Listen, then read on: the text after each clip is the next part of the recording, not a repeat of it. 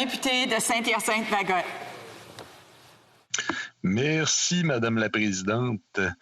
Le projet de loi C-30, donc, il jetait les bases d'un projet contre lequel existait au Québec une unanimité qu'on a quand même rarement vue. Je suis donc heureux quand même de partager ici ma satisfaction concernant une grande victoire de mon parti, du Bloc québécois, une grande victoire aussi pour le Québec. Le projet de loi C-30, rappelons-le, il reconduisait et même il voulait augmenter considérablement le budget du Bureau de transition canadien en valeur mobilière pour assurer sa survie et en accélérer les travaux. On proposait de verser jusqu'à 120 millions et davantage encore si le Parlement le votait dans une loi de crédit. Heureusement, grâce au travail acharné de mon collègue, le comité des finances a entendu raison et a accepté notre demande de rejeter cet article du projet de loi et ainsi couper les vives à cet organisme qui aurait été voué à la centralisation. Je rappelle que ce bureau, qui a été mis sur pied en 2009, il vise à établir à Toronto une autorité unique en matière de valeur mobilière qui aurait juridiction d'un océan à l'autre. Si ce projet voit le jour, c'est tout l'encadrement du secteur financier qui serait ainsi concentré à Toronto. Nous, on s'y oppose farouchement. Il s'agit d'une attaque honteuse contre le maintien de nos sièges sociaux et la préservation de nos entreprises.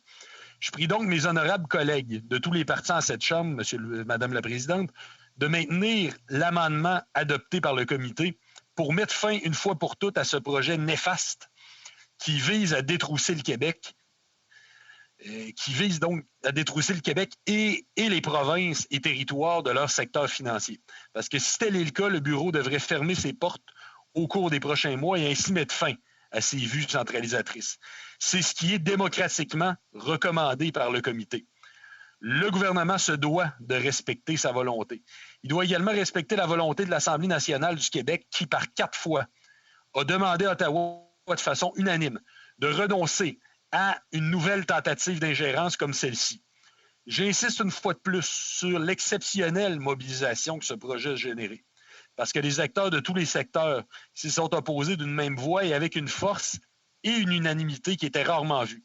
Autant la totalité des partis politiques de l'Assemblée nationale que les milieux des affaires, le secteur financier et les fonds de travailleurs le dénoncent. C'est rare qu'on a tous ces gens du même côté.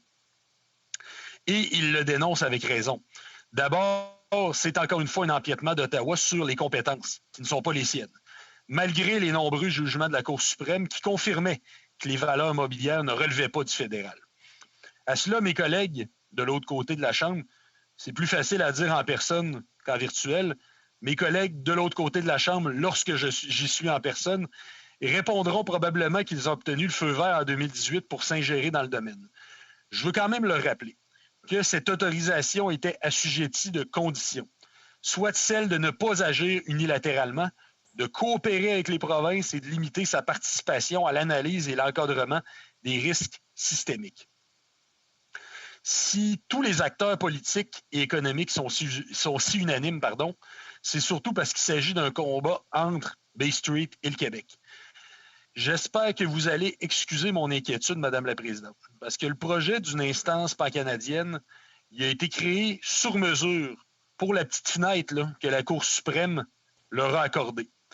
Même en tenant pour acquis que le gouvernement allait respecter les conditions qui lui ont été imposées, le résultat, ça reste quand même la création d'une commission unique des valeurs mobilières et donc la marginalisation de la place financière du Québec.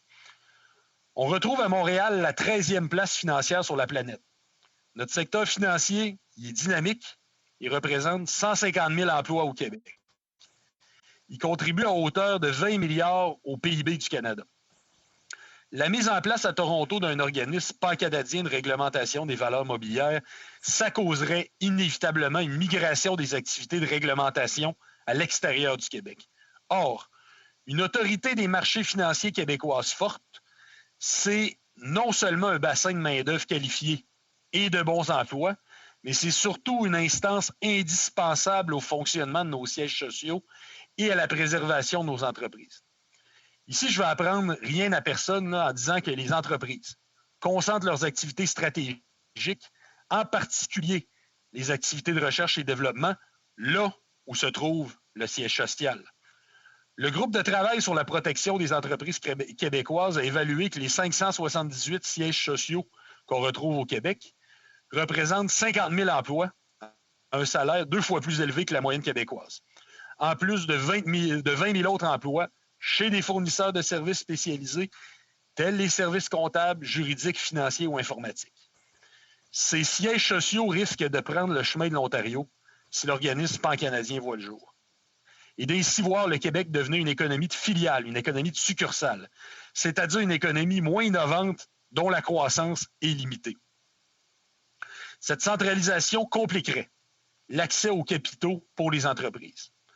En préservant au Québec les instances de réglementation du secteur, on s'assure d'une proximité des décideurs, une proximité qui permet aux entreprises d'avoir accès aux capitaux nécessaires pour soutenir l'investissement et la croissance partout au Québec. Ce potentiel exode des sièges sociaux toucherait tous les pans de notre économie et non seulement les grandes entreprises.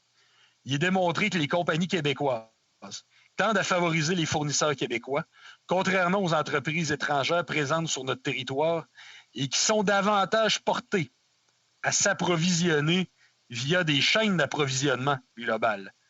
L'impact serait donc grand et même dévastateur sur notre réseau de PME, qui est le cœur de notre économie, et sur lesquels repose particulièrement la vitalité de nos régions. La crise sanitaire actuelle nous a bien révélé à quel point la dépendance à des chaînes d'approvisionnement globalisées peut avoir des conséquences funestes et nous rendre dépendants de l'étranger. Le gouvernement a le devoir de protéger les PME du Québec et d'ailleurs, puis le Bloc va être là pour leur rappeler. On est d'ailleurs très satisfait d'avoir réussi à tuer dans l'œuf ce projet centralisateur et nuisible en supprimant l'article controversé du projet de loi C-30. Et je prie de nouveau mes chers collègues de respecter la volonté du Comité des finances et de maintenir l'amendement proposé.